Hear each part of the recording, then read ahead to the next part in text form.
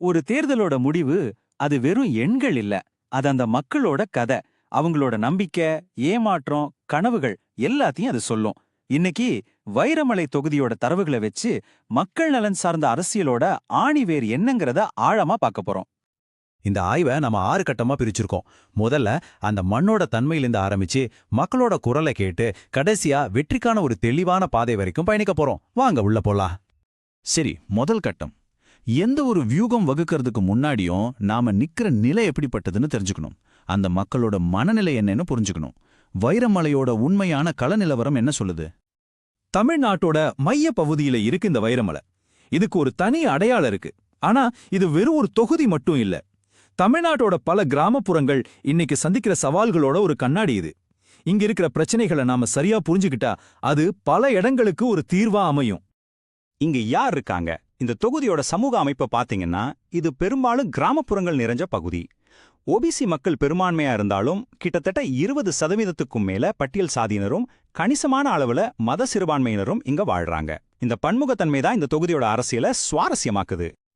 இப்பதான் விஷயத்தோட மையப்புள்ளிக்கு வரோம். மக்கள் ரொம்ப ஆர்வமா தேர்தல்ல பங்கெடுக்கிறாங்க.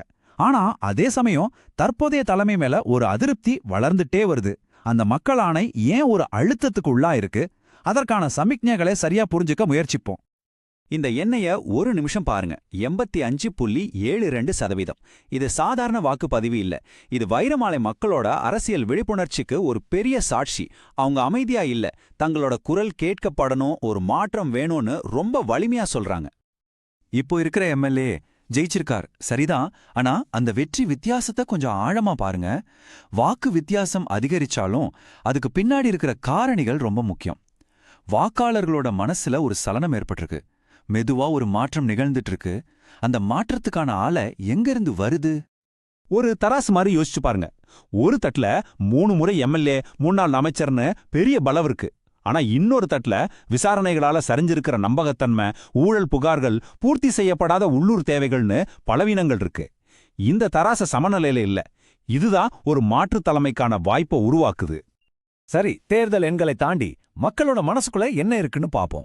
அவங்களோட உண்மையான வழி என்ன? கோபம் என்ன? விரக்திக்கு ஆணிவேர் எது?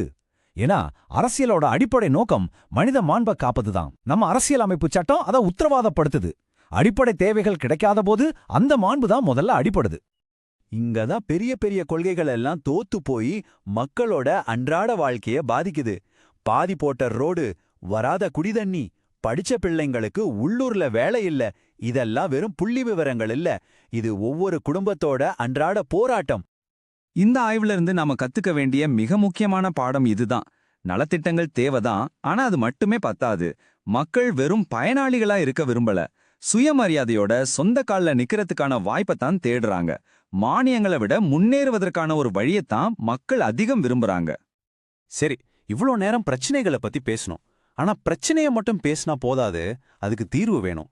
இப்போ நாம பார்த்த அந்த எல்லா தரவுகளையும் வச்சு எப்படி ஒரு தெளிவான, ஜெயிக்கக்கூடிய, செயல்படுத்தக்கூடிய ஒரு ஆட்சி வரைபடத்தை உருவாக்கலான்னு பாப்போம். இந்த வியூகத்துக்கு பேரு சதுர்முக கோட்பாடு. அதாவது 4 முகம் கொண்ட ஒரு அணுகுமுறை. சிவனோட ஆக்ரோஷம், விஷ்ணுவோட நிலைத்தன்மை, பிரம்மாவோட புதுமை, துர்கையோட பாதுகாப்பு. இந்த 4 குணங்களையும் சரியான விகிதத்துல கலந்து ஒரு சக்தி வாய்ந்த மாற்றுத் தலைமையை உருவாக்குவதுதான் இதோட நோக்கம். நாம முன்னாடி பார்த்த ஒவ்வொரு குறைக்கும் இதோ ஒரு நேரடியான பட்ஜெட்டோட இருக்கிற தீர்வு. குடிநீர் பிரச்சனைக்கா 50 கோடி, சாலைகளுக்கா 30 கோடி, இளைஞர் வேலைவாய்ப்புக்கா 20 கோடியில தொழில் பயிற்சி மையம். இது வெறும் தேர்தல் வாக்குறுதி இல்ல, இது மக்களுக்கும் ஆட்சிக்கும் இடையிலான ஒரு வளர்ச்சி ஒப்பந்தம். இந்த திட்டம் ஏதோ கண்மூடித்தனமா உருவாக்கப்படல. இதுக்கு பின்னாடி ஒரு ஆழமான பகுப்பாய்வு இருக்கு. கூட்டணி பலத்திலிருந்து நாம அறிவிக்கிற ஒவ்வொரு திட்டமும் எப்படி நமக்கு ஒரு வியூக ரீதியான முன்னிலையை கொடுக்கும்னு இது தெளிவா காட்டுது. இது உணர்ச்சி வசப்பட்ட அரசியல் இல்ல, இது தரவுகளின் அடிப்படையில் உருவான தெளிவான வியூகம். ஓகே, ஒரு அருமையான திட்டம் பேப்பர்ல இருக்கு. ஆனா அது மட்டும் வெற்றியை தராது. அந்த திட்டத்தை மக்கள்கிட்ட எப்படி சரியா கொண்டு போய் சேர்க்கறது, வியூகம் வைக்கிற அறையில இருந்து தெருமுனைக்கு எப்படி அதை எடுத்துட்டு போறது, இப்போ அதை பத்தி பாப்போம். ஒரே மருந்து எல்லா நோய்க்கும் தீர்வாகாது இல்லையா? அதே மாதிரிதான் ஒரே செய்தி எல்லா வாக்காளர்களையும் ஈர்க்காது. விவசாயிகிட்ட பேசும்போது பாசனத்தை பத்தி பேசணும், இளைஞர்கிட்ட பேசும்போது வேலைவாய்ப்பை பத்தி பேசணும். பெண்கள், சிறுபான்மையினர்னு ஒவ்வொரு சமூகத்தோடு குறிப்பிட்ட தேவைகளை புரிஞ்சுக்கிட்டு அவங்களுக்கான செய்தியை உருவாக்கணும். இதுதான் வெற்றிக்கான வழி. வியூகங்கிறது பெரிய இலக்கு. செயல்பாடுங்கிறது அந்த இலக்க அடைய தினமும் செய்யற சின்ன சின்ன வேலை. இந்த ரெண்டுக்கும் உள்ள வித்தியாசத்தை நம்ம தெளிவா புரிஞ்சுக்கணும். அதே நேரம் வீடு வீடா போய் மக்களை சந்திக்கும்போது, அவங்க தகவல்களை வாங்கும்போது தனிநபர் தரவுகளின் பாதுகாப்பு ரொம்ப முக்கியம். இந்தியாவோட டிபி சட்டப்படி ஒவ்வொருத்தரோட தரவும் அவங்களுக்கு சொந்தமானது. அவங்க அனுமதியோட அவங்க நன்மைக்கு மட்டுமே அதை பயன்படுத்தணும். இதுதான் நம்பிக்கையை உருவாக்கும்.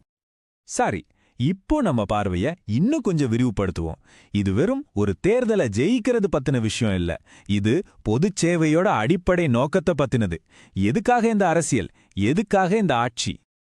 இவ்ளோ தரவுகளை பார்த்தோம், இவ்ளோ விஷயங்களை அலசினோம். எல்லாத்துக்கும் பிறகு நம்ம முன்னாடி நிக்கிற ஒரே கேள்வி இதுதான். அப்போ நம்ம போக வேண்டிய சரியான பாதை எது? கடைசியா நாம மனசுல நிறுத்திக்க வேண்டியது ஒன்னே ஒண்ணுதான். தேர்தல்கள்ங்கிறது தரவுகளை சரியா கையாளுற ஒரு இன்ஜினியரிங். ஆனா ஆட்சிங்கிறது அந்த இன்ஜினியரிங்கை பயன்படுத்தி ஒவ்வொரு தனி மனிதனுக்கும் ஒரு கண்ணியமான சுயமரியாதையான வாழ்க்கையை உறுதி செய்வது.